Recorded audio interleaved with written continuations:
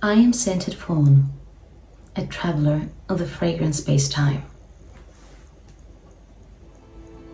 Today, we will be entering a graceful and charmingly unfamiliar for us people of the western part of the world universe, the one that reveals itself through some of the words of the Japanese philosophical spectrum of ideas.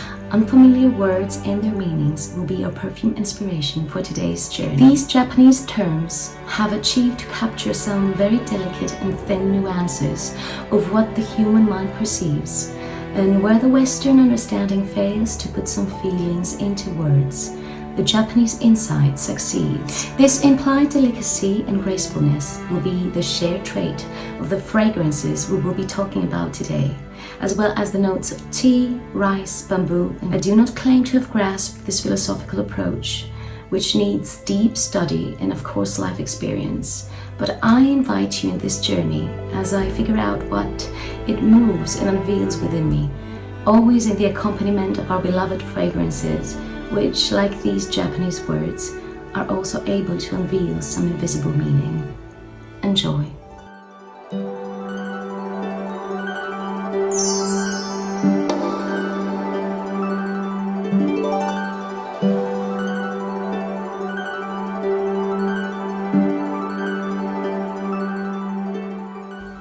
Forgive my pronunciation. We will begin with Kanso and Shibui, which have a relevant aesthetic concept, but are not identical.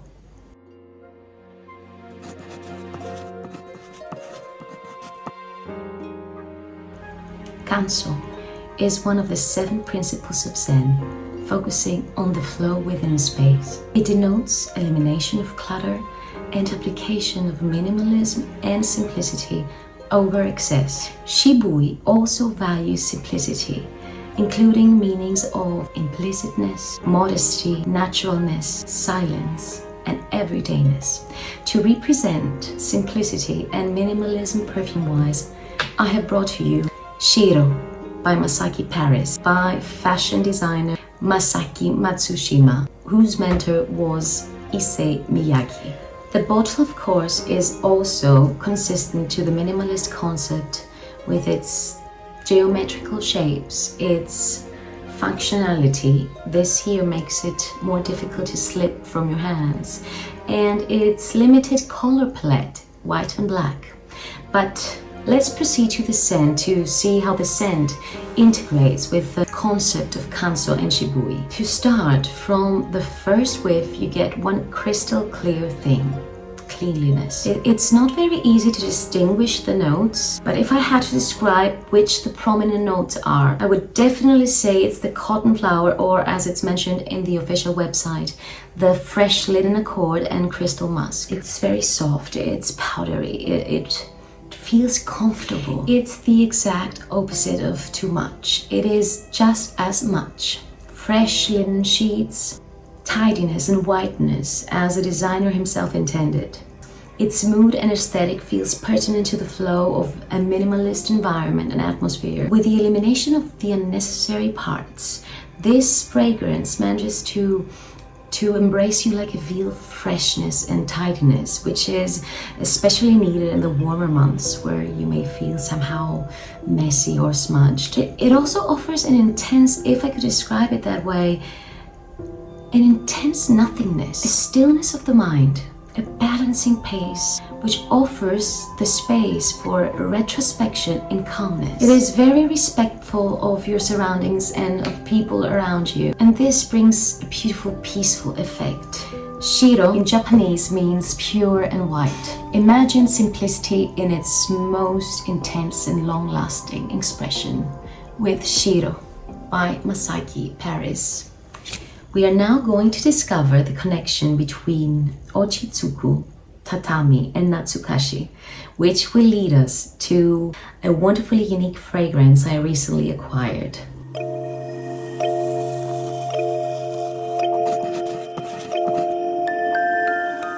Ochitsuku describes the feeling of being calmed or soothed by a peaceful environment or even a kind word, which I find absolutely beautiful. And what could be more expressive of a peaceful environment or state than sitting on a tatami mat or being in a tatami room. Nuit Tatami by Kenzo. I'm sure you all know what Nuit is, but if you don't know what tatami mat is a mat used in Japan for sitting or sleeping with a perfectly balanced texture and composition, soft on the surface yet firm inside. It has a slight springiness. The traditional mats of tatami are made from rice straw that is layered, and then this center core is sandwiched by an outer layer of woven grass. A very notable feature of the tatami mat, apart from how unexpectedly smooth it is to sit on, is that it smells divine, as I read. It's not easy to describe, but it feels like soft grass or hay and evokes memories of when you were playing outside as a child. Could there be a better condition for your sleep? I don't think so. I would definitely love to sleep on a tatami mat one day. Nuit Tatami could not be more fitting for the whole concept of tatami. To begin with, it has one of the most realistic olfactive takes on rice. And at the same time, it's very fluffy, soft and tender, putting you in a very comfortable and sleepy state of mind. There is this milky, creamy powderiness, like the one I get from Kenzo Amour, but at the same time there is a texture that reminds me of straw, of wheat and hay, which gives it its non-edible atmosphere and mood. So soothing. It has a very delicate composition, vanillic and creamy, definitely. It reminds me of a biscuit cream I used to enjoy as an infant, which brings us to the third word I mentioned before, which is Natsukashi. Natsukashi is a word used in the context of an object or a scene that brings you sentimental memories of the past, that elicit a warm, poignant feeling within. Nuit Tatami is exactly that. It feels like a safe place. It is very comfortable. It offers the right amount of serenity that you need in order to have a good sleep for sweet dreams. It is like the feeling you get from a warm hug from a loved one, maybe your mother's kiss for a good night. That's the feeling it brings. I almost don't want to wear it because I just want to keep it in my house as a reminder of all these things. It is a concept, it's not a perfume. Nuit Tatami by Kenzo. Following the relaxing atmosphere of a tatami room, we will be now visiting another ambient fragrance inspired by the beautiful olfactive trail of a tea ceremony and the words Omotenashi and Ichi-go Ichi-e.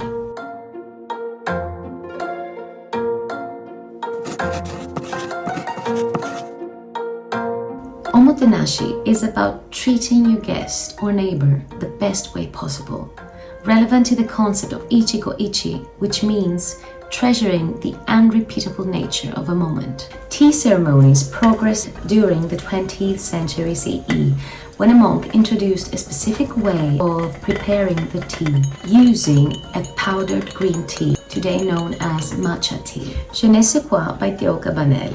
Not only has this perfume matcha tea inside, but to my nose, it also celebrates exactly that. The unrepeatable experience of a unique encounter, either because of the literal unique encounter of notes like rice, matcha tea, and mate, but also metaphorically, offering the vibration of an unsurpassed experience. The fragrance feels very welcoming, very familiar, but at the same time, it's so unique and exclusive. It's like a loving gathering, like an essential discussion, like a moment you realize is fleeting, and thus you try to acknowledge and experience every component, every instant of this moment. The theme character of this fragrance is quite intense. There is an amount of sharpness and bitterness, but it gets beautifully balanced by this unsurpassed, milky, powdery, savory rice accord, which makes it absolutely stunning. It's so flavorful, so aromatic.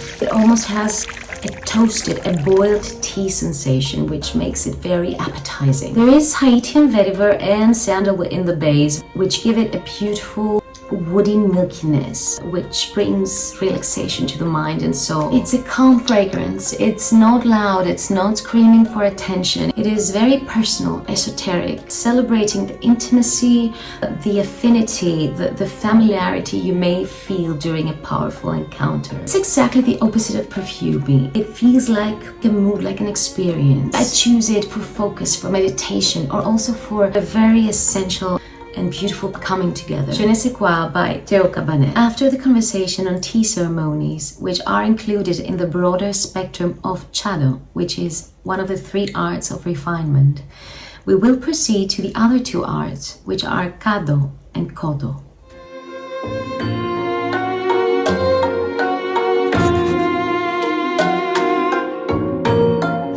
Kado is about the arrangement of flowers in a way that goes beyond aesthetics, emphasizing on the connection between nature and the human touch. Kodo is about appreciating fragrance and is more about listening to the incense rather than smelling it, thus creating again a profound connection between the individual and nature. Celebrating the art of Kado, or otherwise known as Ikebana, I bring you Kyoto by Diptyque, which is part of the limited collection The Grand Tour. This amazing fragrance by Diptyque has all the delicacy, the mystery, the grace an art like Kado would inspire. To begin with, Kyoto feels very natural to my nose. It feels like flowers that have just been collected, with their connection to the earth still noticeable, with the roots still attached. Flowers and soil, the earth and the sky coincide in this mesmerizing blend of mystery and allure in the most natural way possible. The official website mentions rose for the people, incense for the heavens, vetiver for the earth, creating a deep connection between these 3 landmarks. I have seen also beetroot mentioned as a note, and to tell you the truth, the color of the bottle really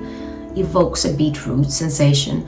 And although I'm not sure if there's beetroot in here, I must say that the rooty aspect of this fragrance is quite distinct.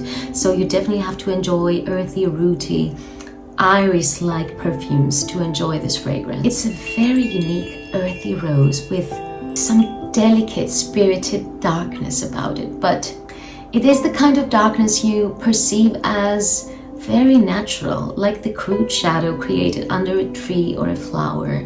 This is the sensation I get. It has an arranged, a refined, unprocessed quality about it, made into a timeless blend of incensey, rose, mystery, and grace. It is stunning. Kyoto by Diptyque, another mood fragrance. We proceed to a difficult to grasp, somehow unreachable, but still beautiful Japanese aesthetic concept that goes by the title of Yugen.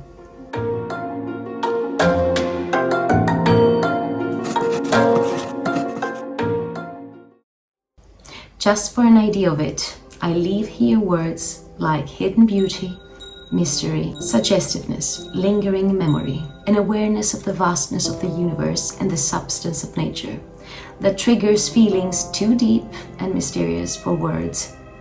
It's the feeling that transcends description, but the Japanese have found a way to describe it, and it goes by Yugen. It was very difficult to find a fragrance to capture this concept, but I finally decided that for the unreachable and elusive spirit of it, I will go with Omnia, Crystalline by the house of Bvlgari. This perfume has that ungraspable touch about it. It is a perfume, but it's not perfumey. It implies the note of musk, but it's not musky. It is very present while being ghostly. It is modern, and at the same time it feels like a classic. It's woody, powdery, floral, aquatic, but it's not exactly it. It's always in the middle of things that have no description, but are beautiful exactly because of that, offering a regenerating neutrality, a crystal sourness and greenness. It almost feels like the shades you can see inside a precious stone, but it's not solid. It doesn't feel solid. On the contrary, there's a watery, transcendent quality about it. It's like a flower traveling on the surface of the water of a river. You will not be able to see it in a little while, but you know that it will end up in the big ocean, wild, free. The notes of bamboo and lotus are quite distinct, and they give it this celestial pacifying naturalness, along with the soothing bitter tea. I love this fragrance in its simplicity and non-distinct existence. I will quote here Mr. Ukiyo, who was an aesthetician, a playwright, and an actor between 1363 and 1443 in Japan, to watch the sun sink behind a flower-clad hill, to wander on in a huge forest without thought of return, to stand upon the shore and gaze after a boat that disappears behind distant islands, to contemplate the flight of wild geese seen and lost among the clouds, subtle shadows of bamboo on bamboo. That is what Yugen is.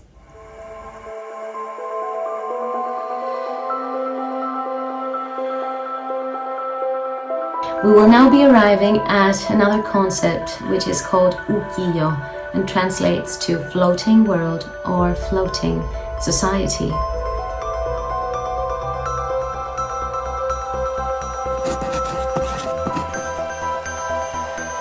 Originally associated with Buddhism, Ukiyo meant the transient, the unreliable world. The term gained popularity during the Edo period in Japan between 1603 and 1860 and was used to describe the urban lifestyle and culture at the time. Its inspiration is specifically located in town Yoshiwara that had various late-night entertainment establishments frequented by the Japanese middle-class thrill-seekers like the licensed red light district, now Tokyo. It implies a dream-like aesthesis to the district. Nothing is as it seems. To represent this interesting concept, which includes a hidden aspect of the nightlife of a city, dressed with an imaginative cloth and a romanticized attitude, I bring to you Still Life by the House Olfactive Studio. Olfactive Studio is an encounter between contemporary artistic photography and perfumery. Céline Verleur first conceived the names of the perfumes, then gave freedom to 3 different photographers to showcase their interpretation of the same, and then these images served as inspirations for the perfumers who created the compositions. Frédéric Labin photography lies behind the creation of Still Life. By spraying this on my skin, I get a spicy, anise-like citrus breeze and freshness, along with some discreet green herbal nuances. There is this interesting boozy, ambery, parallel olfactive layer that embraces all the citric elements, gives another dimension to the fragrance, highlighting in a darker context the citrus elements. The citrus in here is yuzu, which of course is very commonly used as a seasoning tool in Japanese local cuisine. It is a thick citrus note. It combines the tartness of a grapefruit along with the sugary sweetness of an orange, and it is known for giving an uplifting feel. This fragrance does exactly that. It acts like this. It boosts you. At the same time, this anise, this spicy anise, gives it a twinkling, dazzling effect, a mischievous quality, and along with the piquant peppers, they all act as a counterweight to the citric character of this fragrance. There's something like coconut, and all the combination of all these elements I described almost create a savory perfume. And beneath all that, this beautiful, boozy, alcoholic layer, which gives it more excitement, more flair, more attitude and complexity. Having said all that, I find that this fragrance, Still Life, is very relevant to the concept of Ukiyo. I imagine a city at night full of colorful lights, full of alleys and paths where all rejected elements of society have found a way to exist, to rejoice, to be entertained. Let it be in a romanticized way, in a two-dimensional almost manner, like it is in the comics, because real life is far from that, isn't it? Still Life by this beautiful and interesting house manages to deliver an exotic city experience where all olfactive elements, fresh, savory, green, they create an illuminated, colorful blend of all possible things. Beautiful fragrance, beautiful house. Last but not least, are you ready for some forest bathing? Enter the concept of shinrin-yoku and komorebi.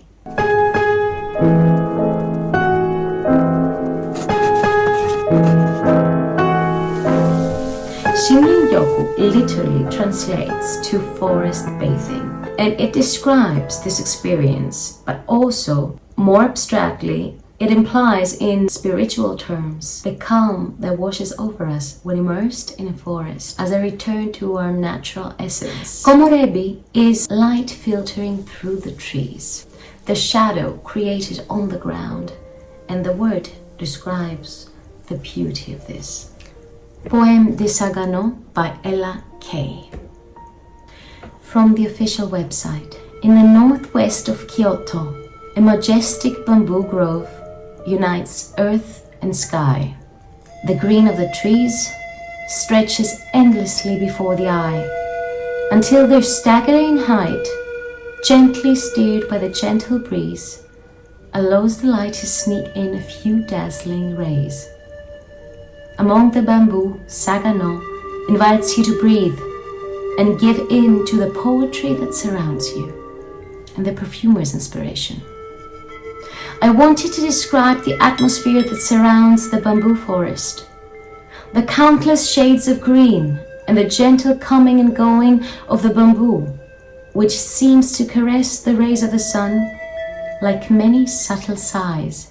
I think this description says it all. This perfume is a tribute to the bamboo forest, to all that it includes, to all that it implies, to all that it hides and reveals. This perfume is so artfully made and blended with such delicate and silky nuances that you can't describe it. It's not easy to describe it with words.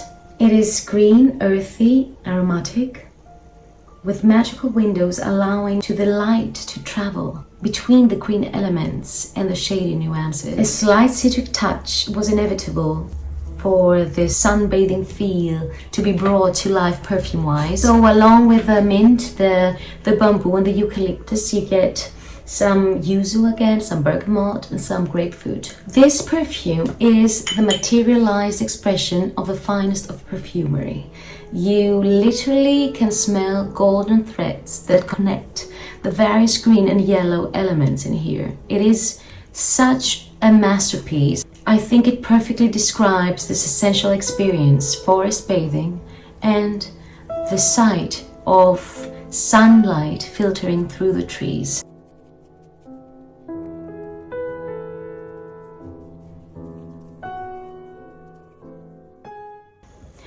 Our journey to this graceful universe of ancient wisdom has come to an end. I hope you enjoyed all the talk, and that it was as delicate as these words imply, even though it was a bit longer than intended. I hope I see you again in my next video. Until then, I wish you a wonderful day full of light and shadows, so that you can be able to discern them.